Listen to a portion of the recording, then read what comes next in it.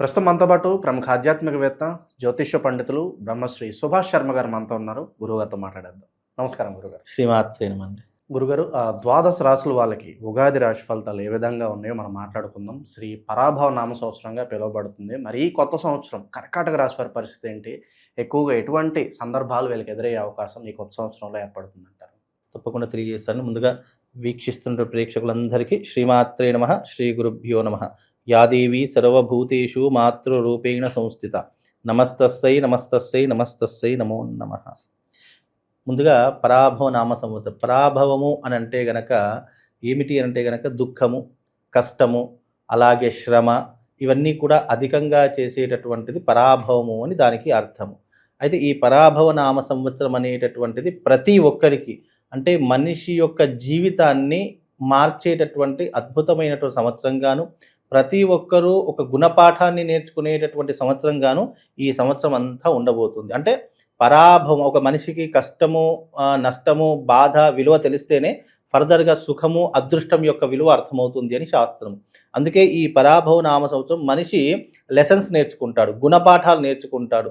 మంచివాడు, చెడ్డవాడు ఎవరు, ఏమిటి అనేటటువంటిది, మన జీవితంలో ముఖ్యమైనటువంటి వాడు ఎవరు, మనతో చేయూతనిచ్చేవాడు ఎవరు, మనల్ని కష్టపెట్టేవాడు, ఇవన్నీ కూడా తెలుసుకునేటటువంటి సంవత్సరము పరాభవ నామ సంవత్సరం. ఈ పరాభవ నామ సంవత్సరంలో కష్టము, బాధ, దుఃఖములు ప్రతి ఒక్కరికి ఎదురవుతాయి.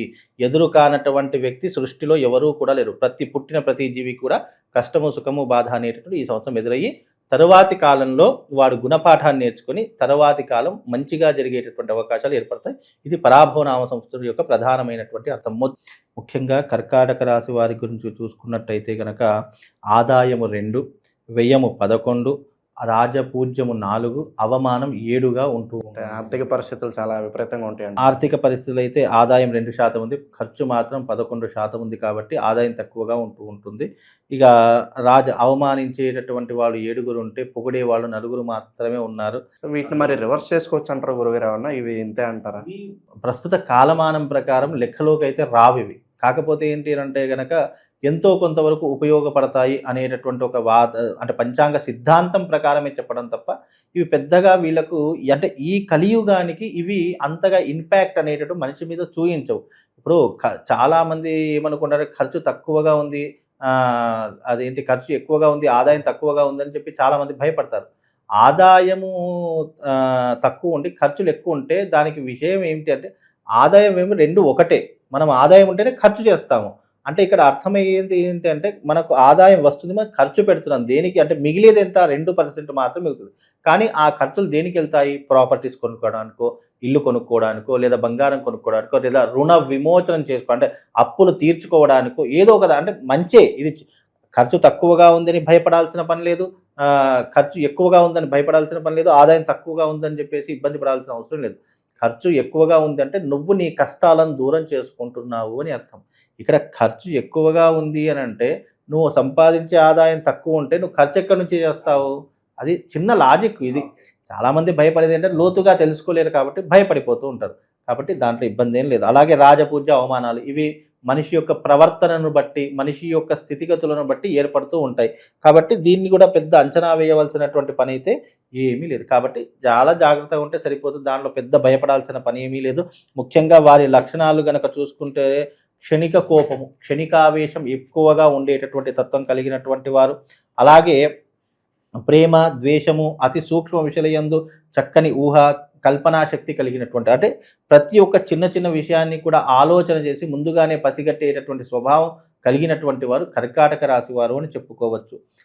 అలాగే కల్పనాశక్తి, సమయము సందర్భం లేకుండా ఆవేశపడుట, ఊహలకు అంచనాలు చేసి సామర్థ్యము కలిగినటువంటి వారు. అంటే వీళ్ళకి ఏంటంటే సమయ సందర్భాల్లో అనవసరమైనటువంటి ఆవేశం ఎక్కువగా వస్తూ ఉంటుంది. కానీ ఆలోచన విధానంలోనూ కానీ, లేదా ముందుగా జరిగేటటువంటి అంశాలను పసిగట్టడంలో కానీ వీళ్ళు చాలా నేర్పరిగా ఉంటూ ఉంటారు. అందం, ఆకర్షణ కలిగినటువంటి వారు. ఎవరినైనా సరే తమ మాటలతో కట్టిపడేసేటటువంటి వారిలో ఈ యొక్క కర్కాటక రాశి వారు ఒకరు అని చెప్పుకోవచ్చు. అలాగే నిశ్చలమైనటువంటి స్వభావం ఉంటుంది. నమ్మకములు, ఎవరిని కూడా వీళ్ళు ఎక్కువగా నమ్మరు. ముఖ్యంగా ఏంటంటే వీళ్ళకు రాష్ట్రాధిపతి చంద్రుడు అవుతాడు కాబట్టి చంచలమైనటువంటి మనస్తత్వం కలుగుతుంది. పొద్దున ఒక మాట రాత్రి ఒక మాట ఉంటుంది, రాత్రి ఉన్న మాట పొద్దున ఉండదు, పొద్దున ఉన్న మాట రాత్రి ఉండదు. అంటే చంచలం దుస్వభావం కలిగినటువంటి వ్యక్తులు. అలాగే లలిత కళలందు అభిరుచి, మంచి వాగ్ధాటి, పైకి మెత్తగా కనిపించిన అవసరమైనప్పుడు ధైర్య సాహసాలు చూపిస్తారు. ఎందుకంటే చంద్రుడు చూడ్డానికి చల్లగానే ఉంటూ ఉంటాడు, చంద్రుడు చూడ్డానికి చాలా బాగా అనిపిస్తుంది. కానీ కోపం వస్తే ఒక్కొక్కసారి వీళ్ళు కంట్రోల్ చేసుకోవడం కూడా చాలా కష్టమైపోతూ ఉంటుంది. అలాగే వీళ్ళకు ధైర్యము, అంటే చూడ్డానికి వీడు ఏం చేయలేడులే అని అనుకుంటాం, కానీ ధైర్యము సాహసము చాలా ఎక్కువ. అంటే ఎప్పుడైతే అవసరం ఉన్నప్పుడు ధైర్యం చూపిస్తాడో వాళ్ళు చాలా గొప్పవాడు. కాబట్టి ఈ యొక్క కర్కాటక రాశి గొప్పవారే అని చెప్పుకోవచ్చు. అన్ని సందర్భాల్లో కోపం ఆవేశం చూపించరు, అవసరమైనప్పుడు మాత్రమే సూచిస్తూ ఉంటారు. అలా వీళ్ళ యొక్క స్వభావం అనేటటువంటిది ఉంటూ ఉంటుంది. అయితే ఈ రాశి వారికి ఈ సంవత్సరం 9వ ఇంట శని, గురువు జన్మస్థానంలో ఉన్నాడు. కాబట్టి కర్కాటక రాశి వారికి ఈ సంవత్సరము బ్యాడ్ పొజిషను అని చెప్పుకోవాలి. ఎందుకంటే అంత గుడ్ టైంగా లేదు కాబట్టి వీళ్ళకి ఈ సంవత్సరము అన్ని రకాలుగా ఇబ్బందులు ఉన్నాయి కాబట్టి కాస్త జాగ్రత్తగా ఉండాలి. ఎందుకు అని అంటే గనక వీళ్ళకు 9వ ఇంట శని ఉండడం వల్ల ఏమవుతుంది అని అంటే గనక వ్యాపారాలలో నష్టం మొదలవుతూ ఉంటుంది, కుటుంబంలో కలహాలు మొదలవుతూ ఉంటాయి. ఈ రాశి వారికి ఈ సంవత్సరము నూతన వ్యాపారం ప్రారంభం చేస్తూ ఉంటారు. చేయు వ్యాపారమునందు మంచి లాభములు, గృహమునందు వివాహము చేసేటటువంటి అవకాశాలు ఏర్పడతాయి. కానీ వ్యాపారంలో శని బాగాలేడు కాబట్టి వీళ్ళు స్వయంకృత అపరాధం వల్ల నష్టపోతూ ఉంటారు. గ్రహాలు బాగున్నప్పటికీ కూడా కొన్నిసార్లు ఆ గ్రహం మనిషి మీద ప్రభావం చూపి చంచలమైనటువంటి మనస్తత్వం ద్వారా, ఆలోచించేటటువంటి విధానం ద్వారా వీళ్ళే గోతిలో పడేటటువంటి అవకాశాలు ఎక్కువగా ఉంటూ ఉంటాయి. కాబట్టి వ్యాపార విషయాలు చాలా జాగ్రత్తగా ఉండాలి. అలాగే ముఖ్యంగా వీళ్ళు వివాహాది శుభకార్యములు ఎక్కువగా చేస్తూ ఉంటారు. ఇంటి యందు శుభకార్యాలు మాత్రం తప్పకుండా చేస్తూ ఉంటారు. నూతన వస్తువులు, భూమి, బంగారం, ఆభరణాలు, వాహనాలు కొనుగోలు చేయుట, నూనె, సిమెంటు, ఇనుము ఇలాంటి రంగాల వారికి విశేషంగా లాభిస్తూ ఉంటుంది. ముఖ్యంగా ఈ సంవత్సరము ఈ యొక్క కర్కాటక రాశి వారికి నూనె కానీ, ఇనుము కానీ, లేదు కానీ ఇత్తడి కానీ, సిమెంట్ కానీ ఇలాంటి రంగాల్లో పెట్టుబడులు పెట్టినా, ఇలాంటి వ్యాపారం ప్రారంభం చేసినా మంచి లాభాలను చవిచూసేటటువంటి అవకాశము వీళ్ళ జాతకంలో ఏర్పడుతూ ఉంటుంది. అలాగే విశేషంగా వీళ్ళకు విందు వినోదాల్లో ఎక్కువగా పాలు పంచుకుంటూ ఉంటారు. గౌరవము కలుగుట వల్ల సొమ్ము శీఘ్రంగా వీళ్ళకు వందుతుంది. వీళ్ళకు ప్రజల్లో ఉన్నటువంటి గౌరవ మర్యాదల వల్ల ఎవరికైనా డబ్బు ఇచ్చినా, ఎవరి దగ్గర డబ్బులు వసూలు చేద్దామనుకో తొందరగా డబ్బులు వచ్చేస్తూ ఉంటాయి. డబ్బుల విషయంలో ఎలాంటి ఇబ్బందులు లేవు. అలాగే వీళ్ళు చదువులకు, విదేశాలకు వెళ్ళేటటువంటి ప్రయోజనాలు కూడా ఏర్పడుతూ ఉంటాయి. ఇంటి యందు అందరికీ ఆరోగ్యము, మనస్సునందు సంతోషము, అన్నదమ్ములతో అక్కాచెల్లెలతో కూడి ఉంట, బంధుమిత్రుల కలయిక, ఇంటి యందు మంచి శుభకార్యాలు చేయుట, ఉద్యోగస్తులకు మంచి ఉద్యోగములు, స్థానచలనము కలుగుట, అధికార సమయము, ఇవన్నీ కూడా వీళ్లకు భంగములు ఏర్పడతాయి. జన్మస్థానంలో గురువు వల్ల వీళ్ళకు అధికమైనటువంటి భంగములు ఏర్పడతాయి. కాబట్టి కాస్త జాగ్రత్తగా ఉండేటటువంటి ప్రయత్నం చేసుకోవాలి. అలాగే వీళ్ళకు కోపం, ఆవేశం విపరీతంగా వచ్చి గొడవలను పెంచుకునేటటువంటి అవకాశాలు ఏర్పడుతూ ఉంటాయి. అలాగే సానుభూతి వీళ్ళకు చాలా తక్కువగా ఉంటుంది. వీళ్ళకు ఓపిక నశించేటటువంటి అవకాశాలు మొదలవుతూ ఉంటాయి.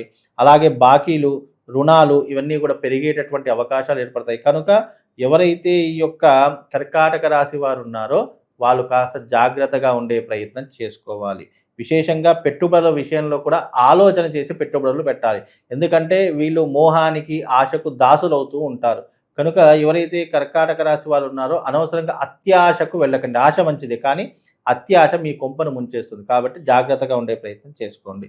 విదేశీ ప్రయాణాలు చేస్తారు. ఉన్నత కాలంలో విలాసవంతమైనటువంటి జీవనం గడుపుతారు. కుటుంబ బాధ్యతలు మీద పడుతూ ఉంటాయి. ఈ సంవత్సరము ఈ యొక్క కర్కాటక రాశి వారికి కుటుంబ బాధ్యతలు మీద పడుతూ ఉంటాయి. కాస్త జాగ్రత్తగా ఉండే ప్రయత్నం చేయండి.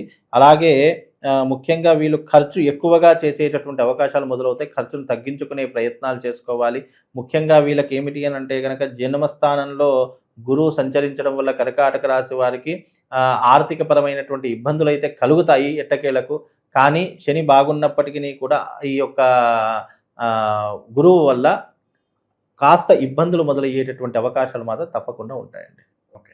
ఇక ఎటువంటి పరిహారాలు చేసుకుంటే విశేషం కలిసి వస్తుంది గురుగారు వీళ్ళకి? ముఖ్యంగా ఈ కర్కాటక రాశి వారు ఆశ్లేష నక్షత్రంలో పుడతారు కాబట్టి ఆశ్లేష బలి మాత్రం తప్పకుండా చేయించుకోండి. ఆల్మోస్ట్ కర్కాటక రాశిలో పుట్టిన ప్రతి ఒక్కరూ ఆశ్లేష నక్షత్రంలోనే పుడతారు. ఇది సర్ప నక్షత్రము అని శాస్త్రం. కనుక సర్ప నక్షత్రంలో జన్మించిన ప్రతి ఒక్కరూ ఆశ్లేష నక్షత్రం అత్తగండం అని కూడా చెప్పడం జరిగింది. అంటే పెళ్ళైనటువంటి వారికి అత్తల యొక్క కష్టాలు వేధింపులు ఎక్కువగా ఉంటూ ఉంటాయి. కనుక ఇలాంటి సందర్భాల్లో వీళ్ళు ఆశ్లేష బలి ప్రధానాన్ని చేసుకుంటే ఎంతో కొంతవరకు వీళ్ళకు శుభం కలుగుతుంది అని శాస్త్రం. ఓకే, కాస్త రిలీఫ్ గుడ్ టైం అంటే ఏ పీరియడ్లో ఉంటుంది గురుగారు వీళ్ళకి ఈ సంవత్సరం? వీళ్ళకు ఆల్మోస్ట్ ఇక గుడ్ టైం అనేటటువంటి 2027లోనే ప్రారంభమవుతుంది. ఇప్పుడైతే గుడ్ టైం అనేటటువంటిది కనిపించడం లేదు. కానీ భగవంతుడి యొక్క సేవ చేసుకోవడం ద్వారా, భగవంతుడిని దర్శించడం వల్ల, వారి యొక్క శ్లోకాలు చదువుకోవడం వల్ల ఎంతో కొంతవరకు ఉపశమనం మాత్రం కలుగుతుందండి. ఎక్కువగా ఎటువంటి క్షేత్రాలని దర్శిస్తే బాగుంటుంది ఈ సంవత్సరం? ముఖ్యంగా వీళ్ళు శ్రీశైల క్షేత్రాన్ని కానీ, కాశీ క్షేత్రాన్ని కానీ, లేదా అరుణాచల క్షేత్రాన్ని కానీ దర్శించుకోవడం వల్ల కాస్త శుభం కలిగేటటువంటి అవకాశం ఉంటుందండి. చాలా మంచి విశ్లేషణ అందించారు, ధన్యవాదాలు. శ్రీమాన్.